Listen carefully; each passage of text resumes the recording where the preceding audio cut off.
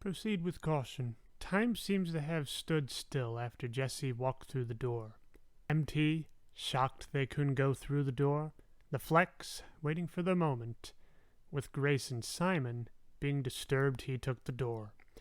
Simon bashes him, but Grace treats it like a funeral. MT then makes a run for it, taking one of the harpoon packs. Alan Dracula joins them to the door. MT takes the sunglasses case and uses it as a barricade for the door. They quickly realize this is a problem as the glasses are reflective. MT then uses the harpoon pack to fly away, only to have the Flex throw a reflective case on them, catching up really quickly. They run out of room and use the harpoon gun on one of the Flex. They then toss the Fleck to the bridge between the cars, but I'm certain MT was aiming for the wheels. They try the same thing with the other, however he catches it and pulls them in. In an odd move, instead of using the buffer, he handcuffs MT to him. Just then, the cars change position, and both are at risk of getting squished. They both run together, only to get knocked off the train. MT and Alan Dracula are fine, but the Fleck has been severed in half. As they drag the Fleck to the train, he says, "That's right, back to the train, like a good girl." Again, maybe I'm projecting onto the character, but I can feel the rage in that sentence. MT tries to break the cuffs while the Fleck is singing a mocking song. Even I wanted to punch this guy, so it's surprising that MT doesn't touch him. MT then decides to go through the Wasteland.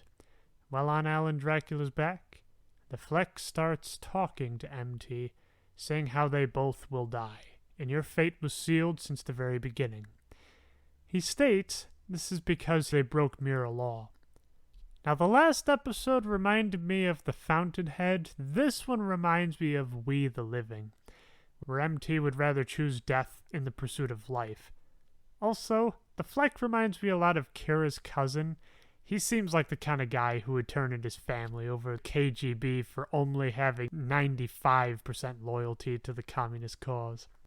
The trio go on walking when they are getting pushed back to the train. This is when the roach dogs show up. As they run, Alan Dracula makes a cocoon out of his antlers to protect them. In that ball, the Fleck starts speaking again. What an adventure. You really fancied yourself a regular passenger out there, didn't you? I thought exploring the train. Same as Tulip or Jessica. Oh, sure. I mean, that must be why the train is so keen on getting you back. So it can help you get your shiny green number down. Or, oh, so sorry, forgot. You don't have one. The Fleck then brings up the point. What if they were let out? What then? To which I say, who cares? As long as they get to live their own life on their own terms, you can do whatever you want with it. MT is rather flustered by this question, then bringing up another point. Why was the mirror car ever a thing? He states it was merely a device to help Tulip. She couldn't have gotten out without their help. They are just a piece of the scenery, even stating that MT was just a piece of the scenery for Jesse as well, to help learn a lesson. The Fleck then says, Would you think you're free? That you escaped? You're stuck on the train now. You're just in another mirror. No, it's not like that. Face it, being a reflection is all there is for you. MT doesn't care.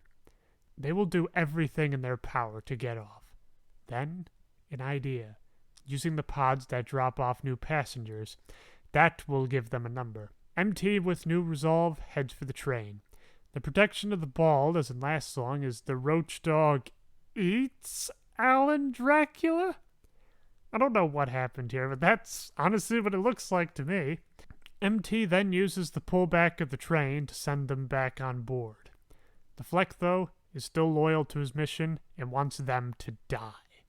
So they do them one better and grind him against the wheels. I really appreciate a show that can have a graphic death scene like this, but not have a single drop of blood. However, this is a first. No one has ever died on the train, or at least up to this point. Feels like there's some meaning to that. MT waits on top of one of the cars, pulling out a few blades of grass, summoning Alan Dracula in the process. So what did the roach dogs do? Anyway, they wait for a pod to receive a number. Wow. Just... wow. Well, it was a dialogue-heavy episode. There was a lot that happened. Only real complaint, though, is the Flex song about MT and the train. It just goes on for a little too long. And it just needed some sort of payoff, like a punch in the face, a kick to the chest, I don't know, something. In ways, it settles the cliffhanger of the last one, but I still want to see if MT succeeds. I feel if they do have a number, it would probably be at 0 after killing the Fleck. Join me next time for the tape car. And if you know how much I love old technology, I'm really looking forward to this.